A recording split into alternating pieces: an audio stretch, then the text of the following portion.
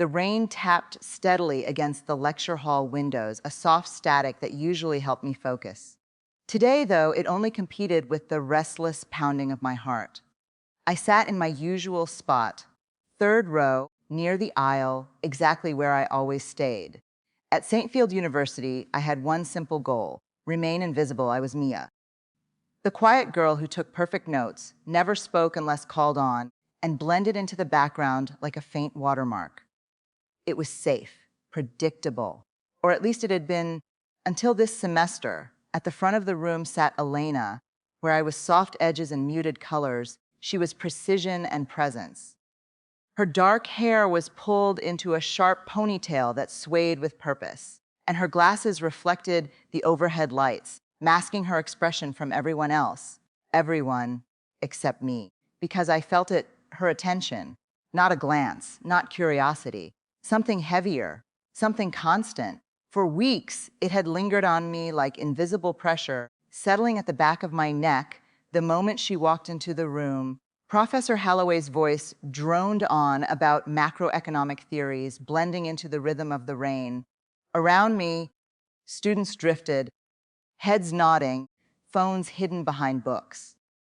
I tried to focus, pen hovering over my notebook, but the words blurred together.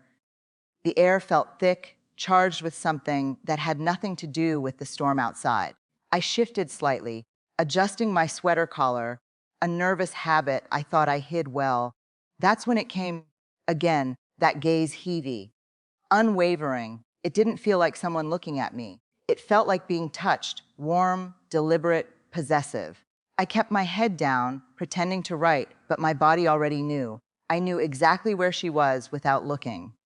2 rows ahead, to the left, and somehow, right beside me, my grip slipped, the pen fell, it hit the desk, then the floor, a small sound in a large room, but to me it echoed like a gunshot. I froze, heat rushing to my face. Slowly, I leaned down to grab it, hoping no one noticed, but someone had. A hand entered my vision, slender, elegant, controlled. I knew it instantly. The silver ring on her finger, the precision of her movements. My breath caught as I straightened. Elena had turned completely around in her seat, ignoring the lecture entirely. While the rest of the class faced forward, I was pulled into her orbit. She held my pen loosely between her fingers, letting it dangle, and this time her eyes were visible, dark, focused, intense, locked it entirely on me. There was no annoyance in her expression, no judgment, only something deeper, something that made my stomach twist. "You're clumsy today, Mia," she murmured. Her voice was low, soft, yet it reached me perfectly. I'm sorry," I whispered, my cheeks burning. I reached for the pen. Our fingers brushed. Her skin was cool. Mine felt like it was on fire. She didn't let go. For a brief moment, her fingers tightened just enough to hold mine in place. Not forceful, not obvious, but deliberate, a silent claim. "Be careful," she whispered, leaning slightly closer. Her scent drifted toward me, clean linen, rain, and something faintly sweet. It wrapped around me, dizzying. "I'm watching." The words sent a shiver down my spine. They should have scared me. They should have made me pull away.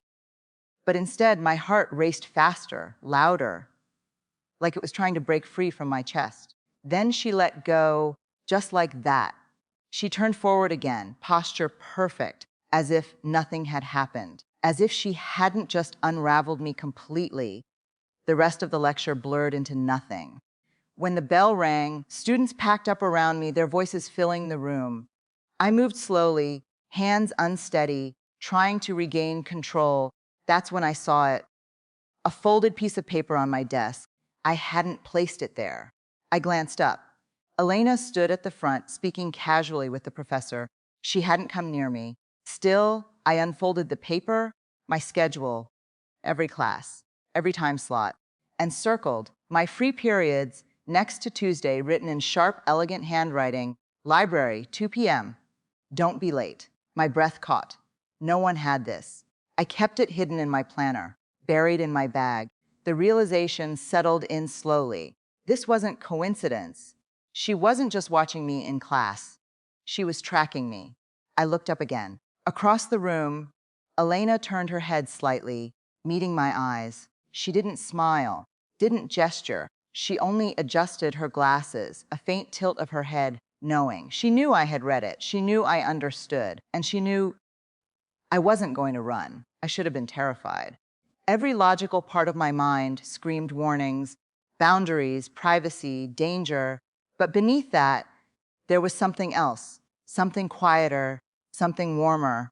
For the first time in my life, AB felt seen, truly seen. The world around me faded into dull noise, leaving only the sharp clarity of her attention. I slipped the note into my pocket and walked out into the rain. The air was cold, but it didn't matter.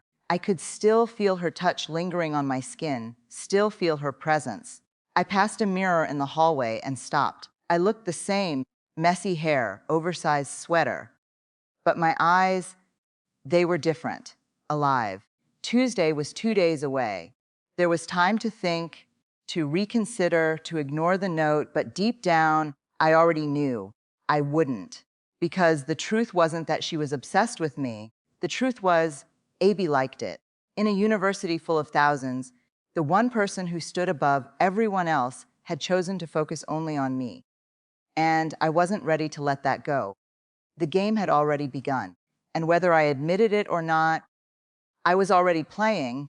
Vanilla and rain filled the room more strongly here, as if her presence had seeped into every corner. Elena sat behind the large desk, focused on her laptop, fingers moving steadily across the keyboard. She didn't look up right away, leaving me standing there as silence stretched thin, growing heavier with each passing second. "Close the door, Mia," she said at last, her eyes still on the screen. I obeyed, pushing the door shut until it clicked. The sound echoed louder than it should have in the enclosed space. "Come here." This time, she looked up. I walked toward the desk, my steps unsteady, the faint squeak of my shoes against the polished floor betraying my nerves. I stopped on the opposite side, keeping the desk between us like a shield. Elena leaned back in her chair, fingers interlaced, posture flawless. Her blazer was perfectly fitted, her hair precise as ever, but her eyes held something far less controlled. "You missed a signature yesterday," she said, sliding a clipboard toward me. "I didn't," I replied quietly. "I was there. I signed it." A small smile curved her lips, one that didn't reach her eyes. "Did you?" she murmured. "The sheet says otherwise. I can't have incomplete records." She stood. The movement was smooth, deliberate, predatory. Her heels clicked against the floor as she circled the desk. Instinctively, I stepped back, but my movement stopped when I hit the edge of a chair. There was nowhere else to go. She stopped directly in front of me, close enough that I could see my own reflection in her lenses. "Let me check again," she said softly. But instead of reaching for the clipboard, her hand moved past me to the door. The sharp click of the lock echoed in the room. My breath caught. "Elena?" "Privacy," she replied simply. "We wouldn't want anyone interrupting." When she turned back, the last bit of distance between us vanished. Her hands came down on the arms of the chair behind me, trapping me in place. At some point, I had sat down without even realizing it. She leaned over me, her presence overwhelming, filling every inch of space. "You're trembling," she noted, her voice lower now, stripped of its formal edge. "It's cold," I said, though the words felt weak. "It isn't." She leaned closer, her face level with mine. Her eyes were clearer now, flecks of gold catching the light. "You're nervous because you understand why you're here." I couldn't answer. Her fingers brushed a loose strand of hair from my forehead, the touch sending a sharp electric sensation through me. "You felt me yesterday," she whispered. "You felt me watching you." My throat tightened. I could only nod. A faint, satisfied expression crossed her face. "Good," she murmured. "I want you to feel it. Always." Her words settled heavily in the air. "I know your routine. I know your habits. I know when you're alone." The confession should have been enough to send me running. Instead, it rooted me in place. "Why?" I managed to breathe. She didn't answer directly. Instead, she moved closer, her presence shifting behind me. I felt her warmth at my back, her breath grazing the side of my neck, raising goosebumps along my skin. "Because you're mine," she said quietly. The words lingered, not loud, not forceful, certain. Her hand rested on my shoulder, firm, grounding, her fingers pressing just enough to make their presence known. "You smell like vanilla," she added softly. "It's distracting." Heat rushed through me, spreading faster than I could control. "Don't speak," she said gently, her hand moving to my cheek, turning my face slightly upward. "Just listen." Her voice steadied again, controlled, but no less intense. "There are rules." I inhaled slowly. "Rule 1, no one else gets this close." Her thumb brushed lightly against my lower lip. "Rule 2, you don't hide from me." Her gaze didn't waver. "And Rule 3, when I call you, you come." She stepped back slightly, just enough to meet my eyes fully again. The intensity didn't fade. "Your attendance is fine, by the way," she added casually, as if nothing had just happened. "I only needed a reason to see you." The shift was sudden. She returned to her desk, sat down, adjusted her blazer, and picked up her pen. "You can go now, Mia." My legs felt unsteady as I stood. I moved toward the door, unlocking it with trembling hands. The click sounded louder this time. The hallway air felt cooler, but it did nothing to settle the heat still lingering beneath my skin. I walked quickly, not daring to look back, though I could feel her gaze following me until I turned the corner. My hand lifted to my neck, to the place where her breath had brushed against my skin. The sensation hadn't faded. It stayed. Every step I took only seemed to carry it further with me. I should have reported it. I should have walked away. But my thoughts circled back to one thing. Tuesday, the fear remained, tangled with something sharper, something dangerously compelling. By the time I reached the stairwell, I had to stop, leaning against the cold wall, trying to steady myself. It didn't work. Her presence lingered, on my skin, in my thoughts. First, the pattern was changing. First, she watched, then she reached. What came next was uncertain, but one truth settled firmly in place. I wasn't invisible anymore. I was seen, I was known, and I couldn't pretend I didn't feel the pull of it. Outside, the rain had stopped, leaving the pavement slick and reflective. I caught a glimpse of myself in a puddle. Something had shifted. My posture, my eyes, I looked different. My phone buzzed lightly in my hand. A message, Sybil, immediate, good girl. Rest well. My heart raced again, but not from fear, from anticipation. The line between control and desire blurred further, and I stood directly on that edge, aware of the drop, yet unable to step away. The campus lights flickered on as evening settled, casting long shadows across the ground. This time, the darkness didn't feel threatening. If anything, the light felt more exposing. Inside my room, I locked the door and slid down against it, pulling my knees close. The quiet wrapped around me, but it didn't feel empty anymore. I wasn't alone in the way I used to be. Her presence lingered, steady and undeniable. I lay back, staring at the ceiling, letting the silence stretch. Tomorrow would come, another class. Another glance, another step deeper. And when Tuesday finally arrived, the sky hung heavy with the promise of another storm. I stood outside the library, checking the time again. 1:05 p.m. Early, not out of habit, out of anticipation. The building loomed ahead, cold and imposing, but it didn't intimidate me the way it used to, because this time I wasn't just walking in. I was being drawn in. Today, the library didn't feel imposing. It felt like a refuge, a quiet fortress standing against the storm. I pushed open the heavy doors and stepped into warmth. The scent of old books and polished wood wrapped around me, grounding and familiar, a stark contrast to the sharp, electric smell of rain outside. Students filled the main hall, seeking shelter, their voices blending into a low hum. But my attention went straight to the back corner. Elena was there, seated alone at a large wooden table, surrounded by tall stacks of books that formed a barrier around her. She wasn't reading. She was watching the entrance, waiting. The moment I stepped inside, her head lifted. She already knew I was there. I walked toward her, the faint squeak of my boots echoing louder than it should have. The noise seemed to draw attention from others, but Elena's gaze cut through everything, isolating me completely. She wore a charcoal gray blazer today, the dark tone making her skin appear almost porcelain. Her glasses rested low on her nose, and she pushed them up as I approached. "You're early," she said.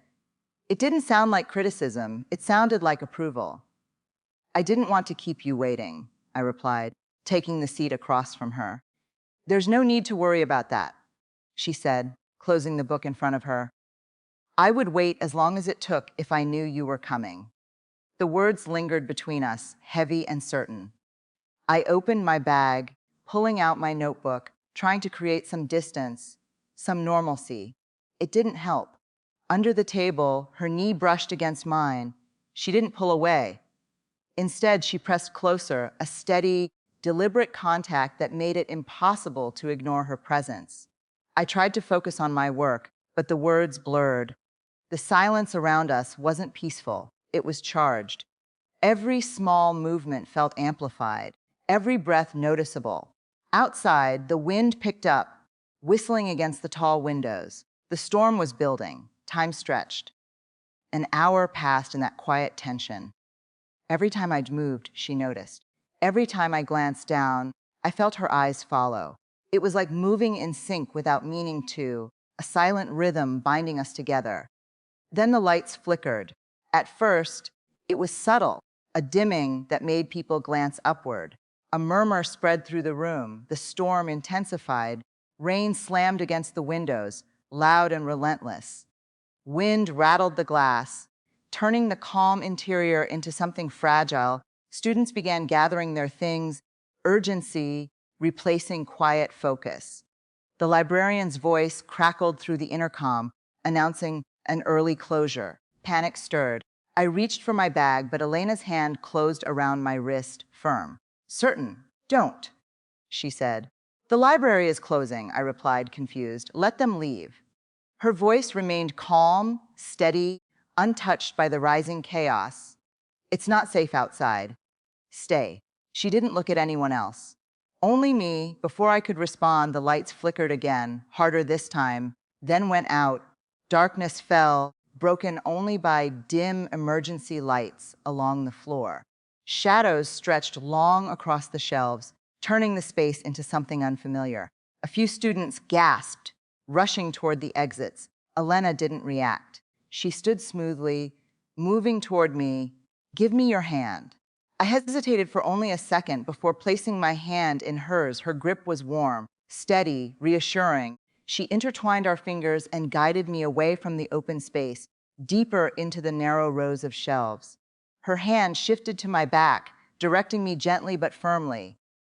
I stumbled once, and her arm tightened instantly, pulling me closer. I've got you," she murmured. "You're not falling?"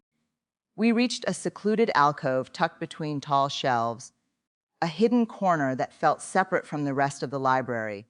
She removed her blazer, setting it aside, then turned to me. In the dim light, her features sharpened. The usual composure she carried seemed thinner here, replaced by something more raw. "Sit." I lowered myself into the chair, and she crouched in front of me, bringing us eye level. "You canceled your ride," I said quietly, realization settling in. "You expected this."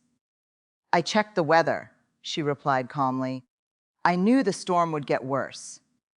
Her fingers traced lightly along my jaw. "I couldn't let you leave in it." The explanation was simple, too simple. "It feels controlling," I whispered. "It's protection," she said, her voice softer now. "There's a difference." She removed her glasses, setting them aside. Without them, she looked different, less distant, more open.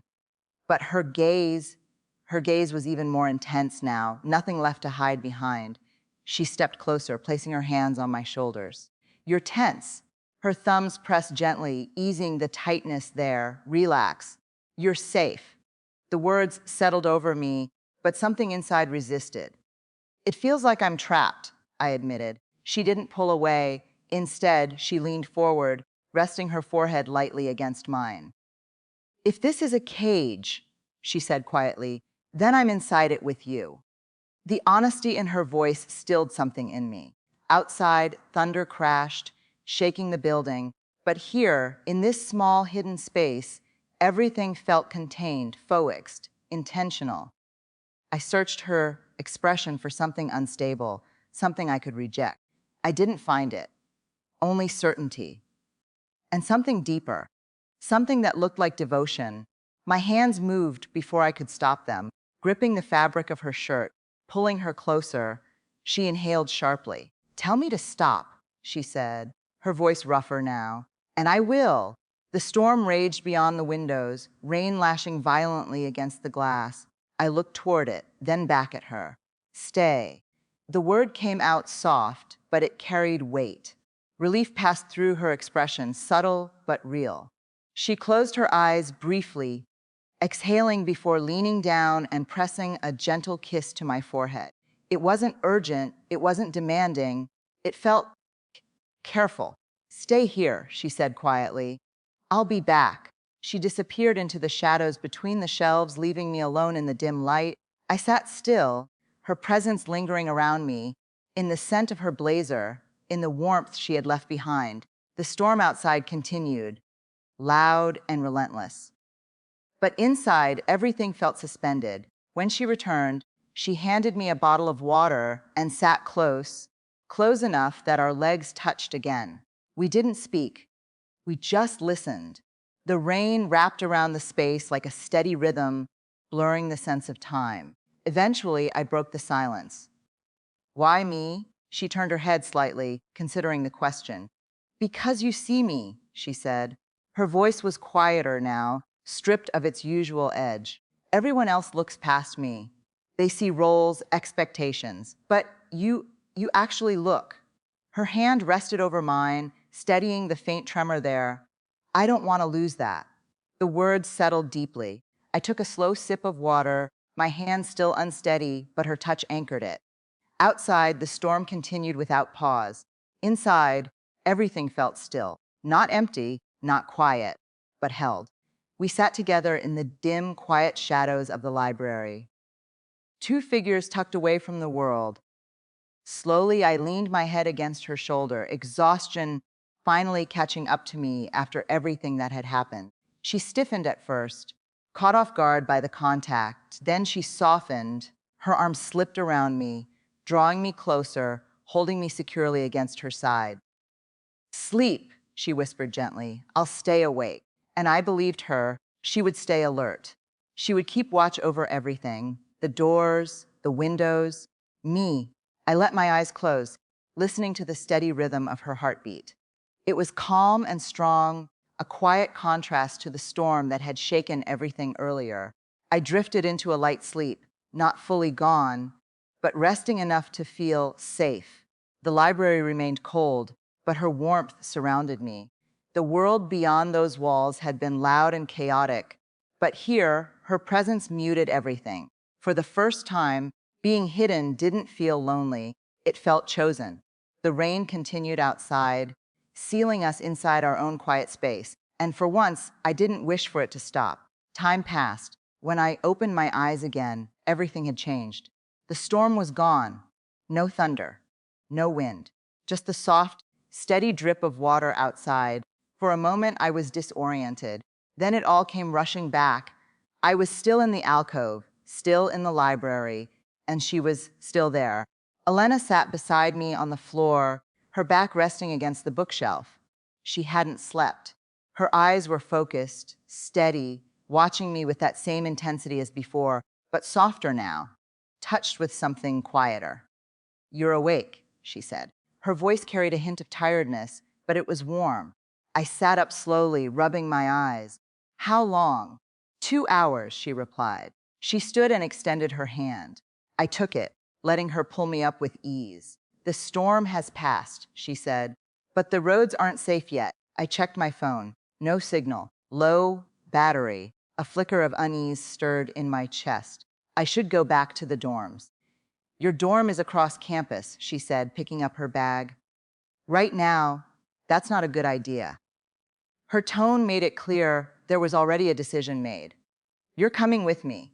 It wasn't forceful. It was certain. And the thought of walking alone through the damp, dark campus felt far less appealing than staying with her.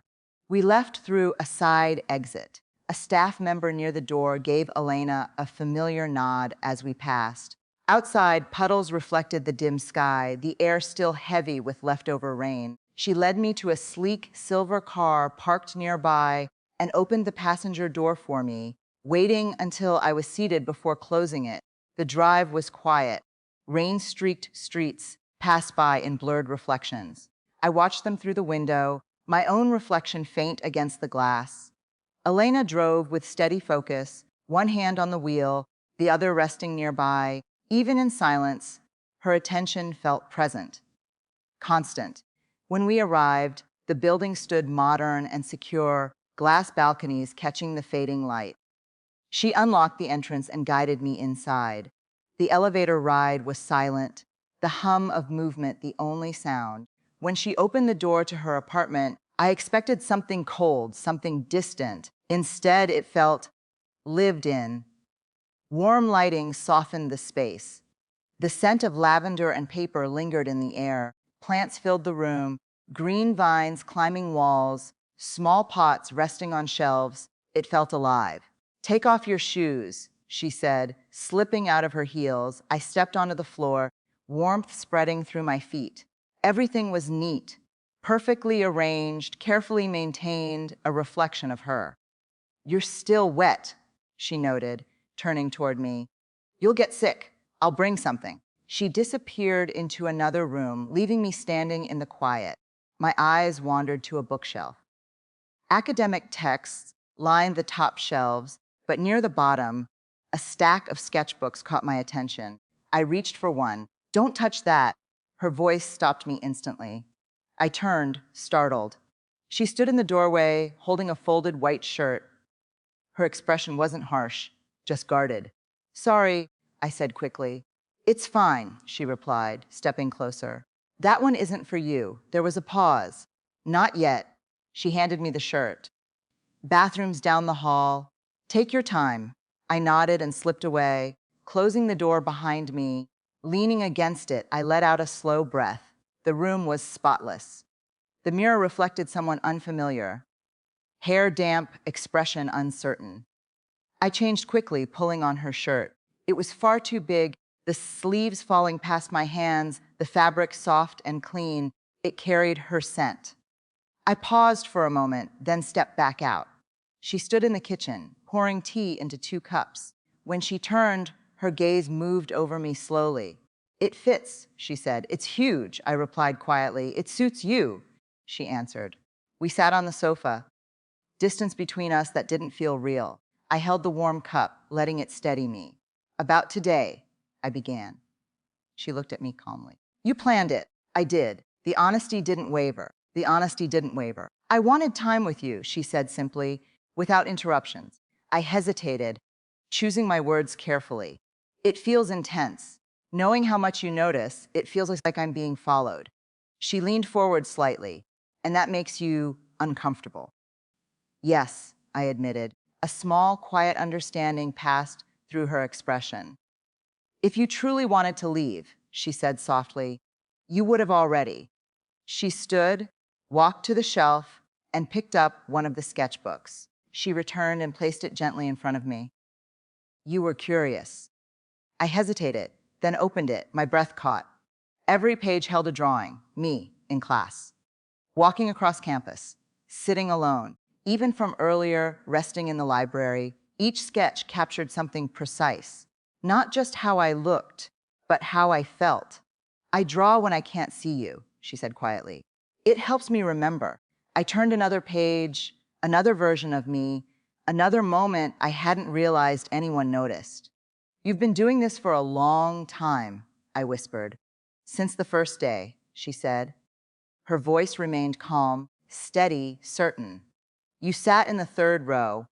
You dropped your eraser. You tried to disappear. A small pause followed, and I noticed. Knew what? That you were the only thing that mattered. I closed the sketchbook, my hands trembling. What I had just seen went beyond admiration. It was something deeper, heavier, an entire record of my life through her eyes. This is a lot, I said quietly. Isn't it too much? Elena didn't pull away. Instead, she placed her hands over mine, steady and warm, grounding the shaking. Love is a kind of imbalance, she said softly. It disrupts everything. Sleep, focus, routine. I'm just honest about it. I'm just me, I whispered. I'm not perfect. I'm disorganized, forgetful. I don't deserve this kind of attention. Her expression sharpened. You're wrong, she said firmly, tightening her hold on my hands. You are everything. You're the only thing that stands out in a world that feels empty. Her voice softened again. This isn't about control. It's about fear. Fear? I echoed. That if I stop paying attention, you'll disappear, she admitted quietly. That if I don't remember every detail, I'll lose you. The weight of her words shifted everything. The intensity no longer felt like something threatening. It felt vulnerable. I'm not going anywhere, I said gently. You can't promise that, she replied. People change. People leave. Not tonight, I said, turning my hands and intertwining my fingers with hers. That small gesture changed something. She exhaled slowly, tension easing from her shoulders. Thank you, she murmured. She stood and gently pulled me up with her. You should rest. The guest room is ready. I don't want the guest room. The words slipped out before I could stop them. She paused, studying my face. Where then? Here, I said quietly, glancing at the sofa. With me. She didn't question it. She sat down and pulled me with her. I leaned against her, resting my head on her shoulder again. This time, she wrapped her arm around me immediately, pulling a blanket over us. You're making this complicated, she murmured softly. I know, I replied, closing my eyes, but I feel safe. Silence settled around us. The apartment was calm now, the storm gone, replaced by the soft hum of the room. I could feel her heartbeat again, steady, familiar. Will you keep drawing me? I asked quietly. She pressed a light kiss to the top of my head. As long as you let me. I will, I whispered. It was a quiet agreement, one that carried weight neither of us fully understood yet. The sketchbook rested nearby, closed but present, a silent reflection of everything she felt. I drifted toward sleep, wrapped in her warmth, her scent, her presence. For the first time, I didn't feel like I was losing myself. I felt like I had been found. Her hand rested lightly at my waist, holding me there, anchoring me. The sleep came easily. No tension, no unease, just stillness. Through the night, she stayed awake. I could feel it, the quiet vigilance, the way she remained aware even in stillness. She didn't let go, and I didn't want her to. By the time morning light filtered through the blinds, soft gray and gold spreading across the room, everything felt different. I woke slowly, first, the warmth, then the quiet, then the awareness of her arms still around me, her hand resting gently against me, rising and falling with my breathing. She hadn't moved. She was awake. I didn't pull away. Instead, I leaned back into her slightly, testing the closeness. Her grip tightened instantly, drawing me closer without hesitation. The silence between us wasn't empty anymore. It was full of everything that had changed. Mia, she said softly, I'm awake. Good. She didn't loosen her hold. I turned slowly in her arms, giving her time to move away if she wanted to. She didn't. She let me face her. Without her glasses, her expression was clearer, more open, but no less intense. You stayed, she said. I said I would. I know. Her hand lifted, pausing near my face, waiting. I nodded. Her touch followed, gentle, careful, her thumb tracing lightly along my cheek. There was restraint in it, and something deeper beneath it. She leaned closer, slowly, giving me space to stop her. I didn't. When her lips met mine, it wasn't rushed. It was deliberate. filled with everything that had been building between us. It wasn't about urgency, it was about certainty, about finally closing the distance that had been there all along. Her hand moved into my hair, holding me gently in place, not forcing, just keeping me there. The moment stretched, quiet, focused, real. When she pulled back slightly, her forehead rested against mine, her breath steady but deeper now. Her voice dropped to a whisper, "You're mine." The words carried weight but not pressure, something closer to belonging, and instead of pulling away, I moved closer, because for the first time, I didn't feel invisible. I felt chosen. We sat together in the half-light, two figures suspended in a quiet world of shadows. Exhaustion from the day's emotional storm pulled at me, and I let my head rest against her shoulder.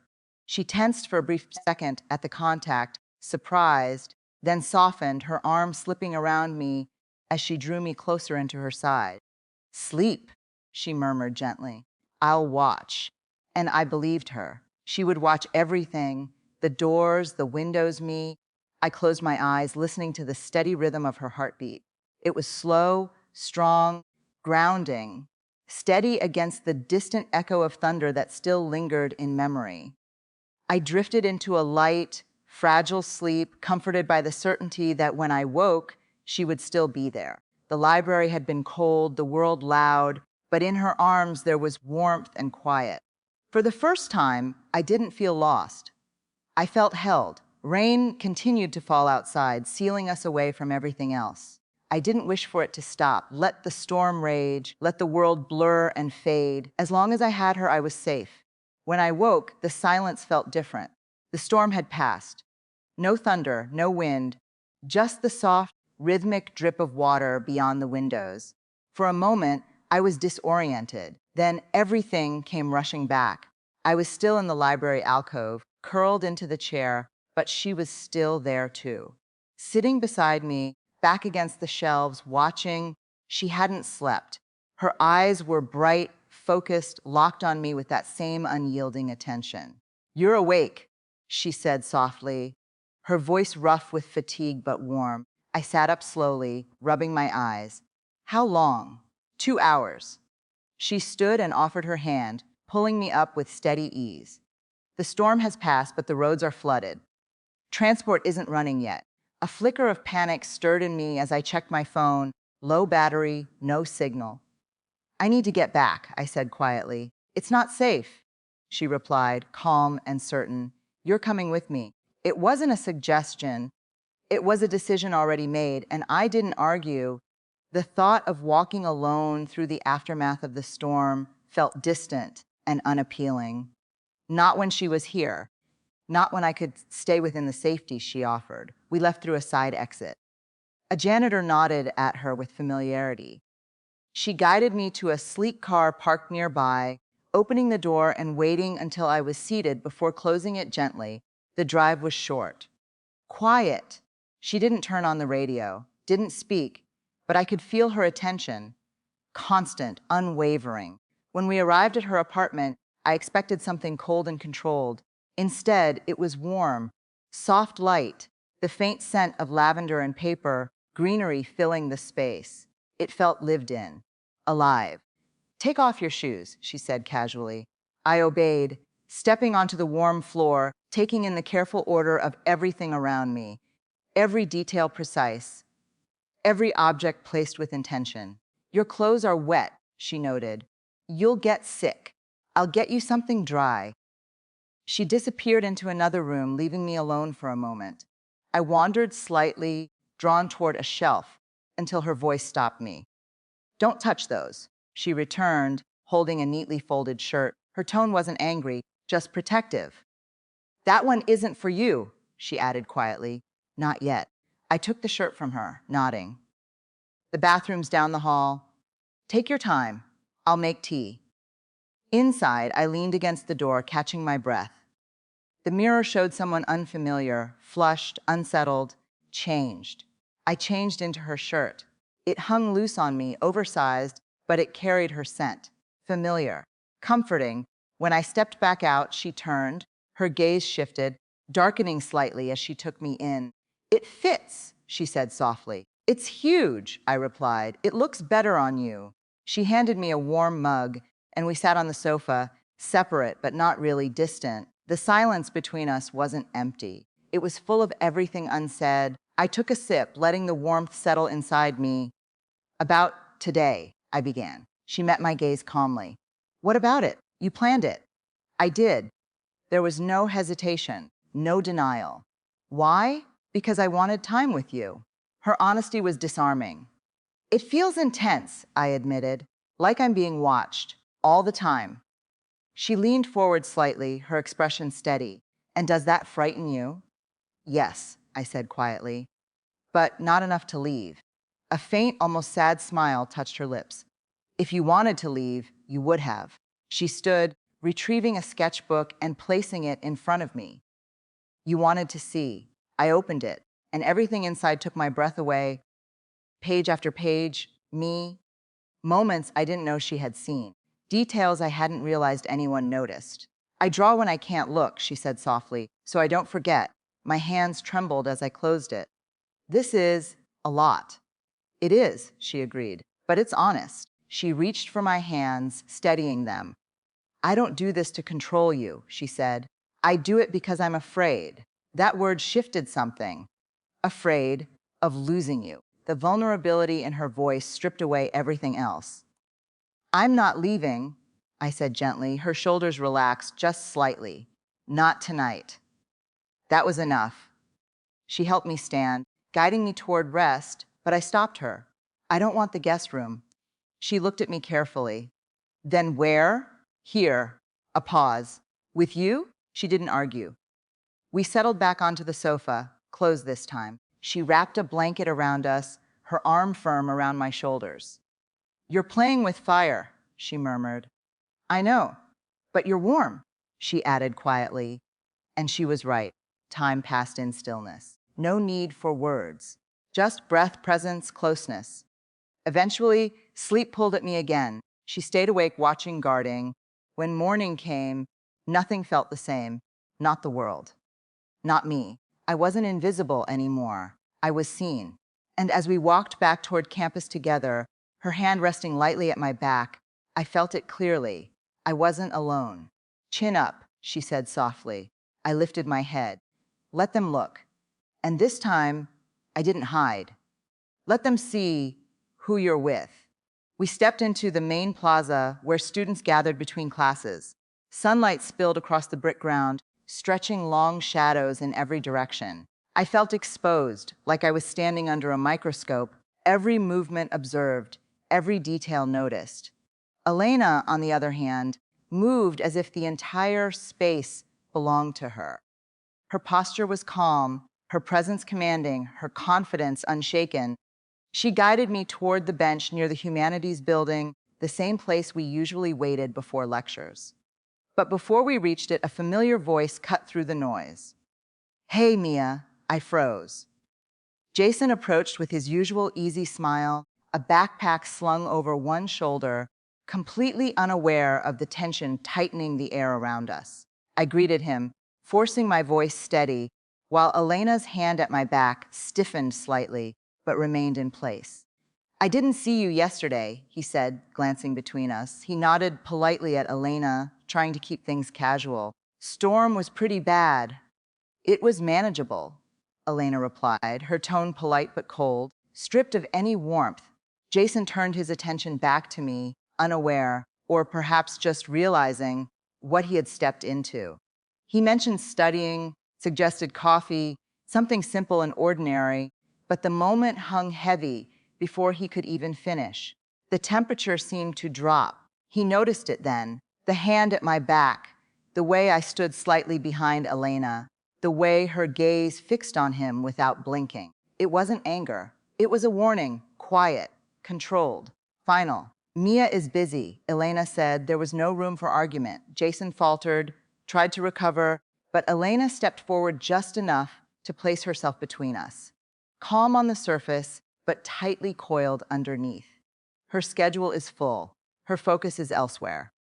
That was enough. Jason backed off, awkward and uncertain, offering a quick apology before leaving. I exhaled slowly, the tension easing from my chest, though my face burned with embarrassment. It was overwhelming. Being spoken for like that, being claimed so openly, and yet, beneath it, there was something else. A quiet, dangerous thrill. Was that necessary? I asked. Yes. Her answer was immediate. Then she turned to me, and just like that, the cold disappeared. In its place was something softer, intense in a different way, focused entirely on me. He was looking at you. People look, I replied. It's a campus. They look, she corrected, but they don't see you. Her voice lowered slightly, more intimate now. He wanted your time. I don't share your time. I hesitated. You could have been nicer. I could have, she admitted. But I wanted him to understand. And I wanted you to understand. She stepped closer, closing the space between us without hesitation, ignoring the presence of everyone around. Her fingers brushed my hair back gently, lingering at my jaw. The touch was unmistakably personal. Students nearby slowed, whispers growing louder, curiosity turning into open attention. Listen carefully, she murmured, leaning close enough that only I could hear. Remember who you belong to. In class, on your way home, even when you're alone. Remember, the words were absolute, possessive, undeniable, and yet, standing there with her presence wrapped around me, they felt less like a restriction and more like a promise. I remember, I said quietly. She smiled, small and satisfied. Good. Then she took my hand, openly, without hesitation, and laced her fingers through mine. Together, we walked toward the lecture hall, the weight of every stare following us. This time, I didn't look away. Inside, the room shifted when we entered. Conversation softened, attention turning toward us. Elena didn't go to her usual seat at the front. Instead, she walked directly to the third row, my row, and sat beside me as if it had always been her place. Sit, she said gently. I did. Our knees brushed under the desk. She didn't move away. She opened her notebook, appearing focused, but I could feel her attention on me. It wasn't hidden anymore. It wasn't subtle. It was constant. The professor began the lecture, but the room faded into the background. My hand no longer trembled. The nervousness had shifted into something steadier, something anchored.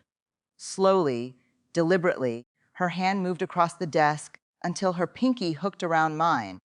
A small touch, but it felt electric. I glanced at her. She adjusted her glasses, her expression composed, but there was a spark in her eyes, a silent challenge.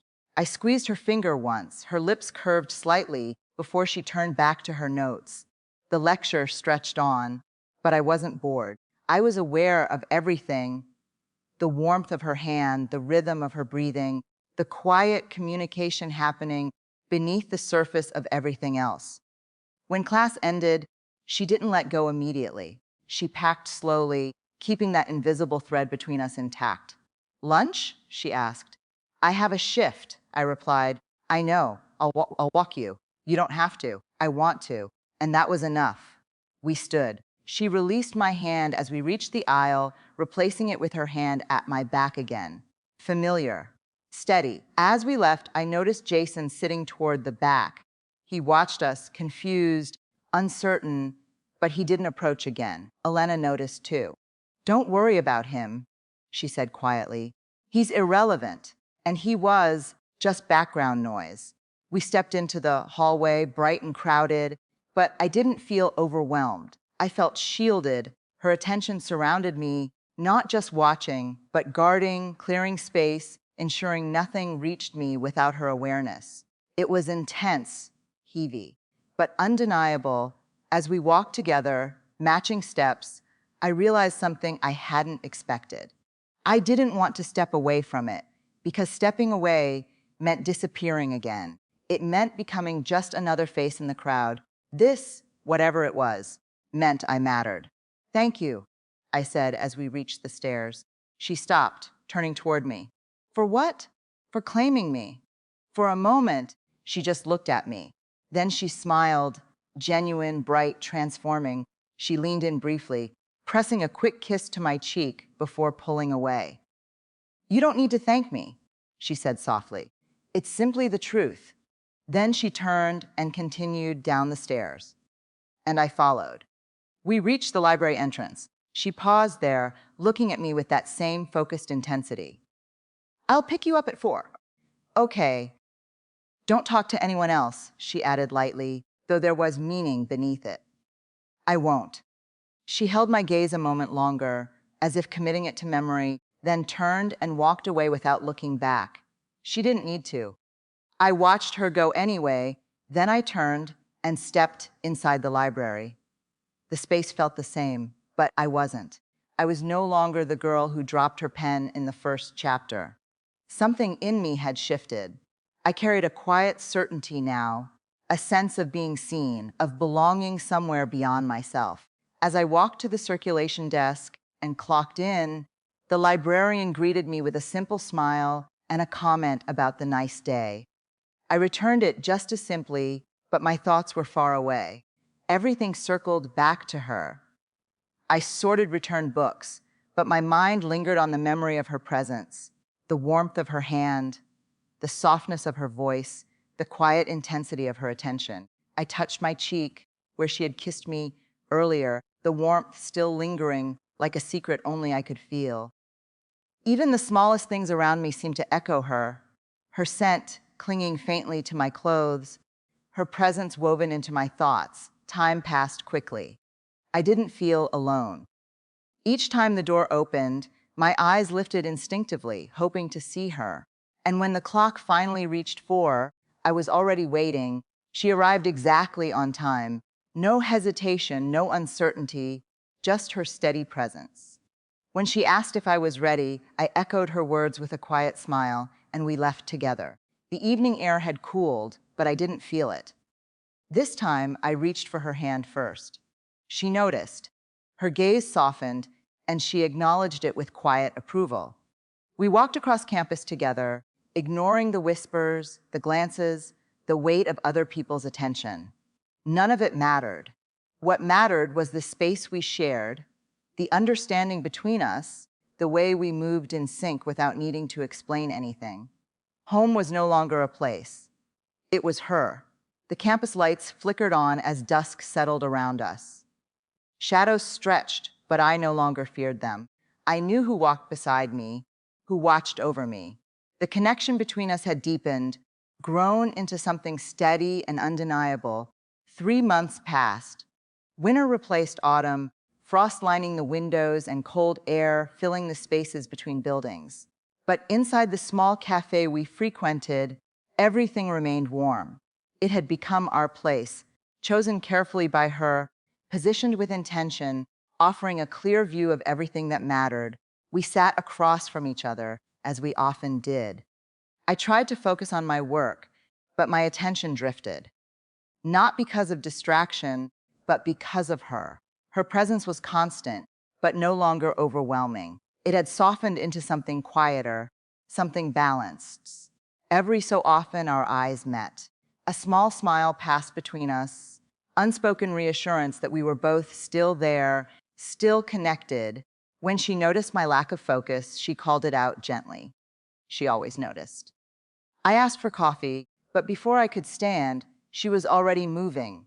It had become natural, her way of caring, of managing the details so I didn't have to. At first, it had felt overwhelming. Now, it felt like comfort. When she returned, she placed the cup in front of me with quiet precision. Then, without ceremony, she handed me a small leather-bound book. Inside were drawings.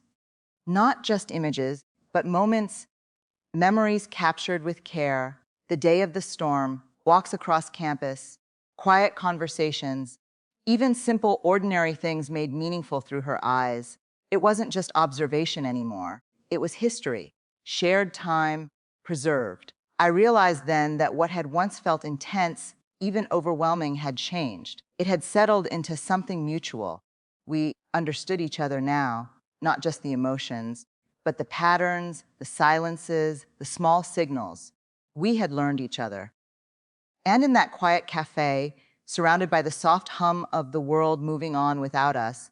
It felt like everything had found its place. "Let's go," she said after a glance at her watch. "It's getting dark, and I don't like you walking alone at night." "I have you," I replied, standing and slipping on my coat. "Exactly," she said, rising with me. She adjusted my scarf with careful precision, wrapping it snugly around my neck and tucking it in so no cold air could reach me. "There, now you won't get cold. Thank you. Always." We stepped out into the winter evening, the air sharp and biting. She immediately took my hand, drawing me closer, positioning herself between me and the street, as she always did. It had become second nature, her quiet way of shielding me. The walk to my dorm was short, but we stretched it out, moving slowly through the quiet campus. Streetlights flickered on, casting soft yellow pools across the snow. Our footsteps crunched in rhythm. After a while, her voice broke the silence, softer than usual. She asked if I regretted it, everything about her, the way she loved. I stopped and turned to face her. Under the glow of the streetlight, her expression was open, unguarded in a way she rarely allowed. Even now, after everything we had built, that fear still lingered beneath the surface. I reached up, cupping her cold face in my hands, warming her skin. "I don't regret you," I told her honestly. "I was scared at first, but now I can't imagine anyone else. No one else would see me the way you do. No one else would refuse to let me disappear." She leaned into my touch, closing her eyes briefly. "I never will," she whispered. "I know. That's why I stayed." When she opened her eyes again, the uncertainty had faded, replaced by that steady, unwavering devotion. She leaned down and kissed me, soft, warm, and certain. It wasn't desperate anymore. It was calm, grounded, a promise already proven true. "Come on," she murmured. "Let's get you inside." We continued walking until the dorm came into view, its windows glowing against the night. At the entrance, we paused. This routine, these small goodbyes, would soon be gone, replaced by something permanent. But for now, it remained. "I'll text you when I get home." "I know. And you'll text me when you're in bed." Of course. She adjusted my scarf one last time, her fingers brushing my cheek gently. "Sleep well." "You too." She turned and walked away. I watched her until she disappeared, though I already knew what would happen. Just before rounding the corner, she looked back, lifting her hand in a small wave. I returned it with a smile before stepping inside. Warmth greeted me instantly. I made my way to the elevator, pulling the sketchbook from my bag as I waited. Its leather cover felt solid, real, like everything it contained. Upstairs, I entered my quiet room, placing the book beside my bed. The space felt temporary now, a passing phase. Next year would be different. Next year would be ours. I lay back, staring at the ceiling, as memories unfolded one after another.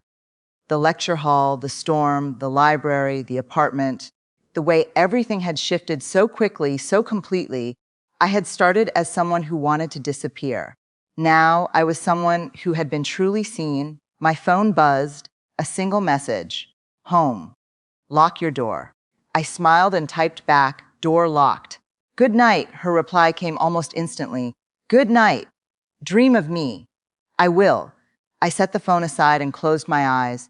The darkness felt different now, softer, safer. The intensity that once overwhelmed me had settled into something steady, something foundational. People might not understand it. They might call it too much. But they didn't know what it felt like to be held in someone's focus, to matter so completely. I turned onto my side, hugging the sketchbook close. The leather was cool against my cheek, grounding me. I thought about who I used to be, the quiet girl in the third row, trying to stay invisible. She wouldn't have believed any of this. She wouldn't have understood that the person watching her so closely would become her home. Sleep came slowly, gently, and somewhere in another room, in another building, she was still awake, still watching, still creating, still holding on to every detail. For the first time, that thought didn't unsettle me. It comforted me.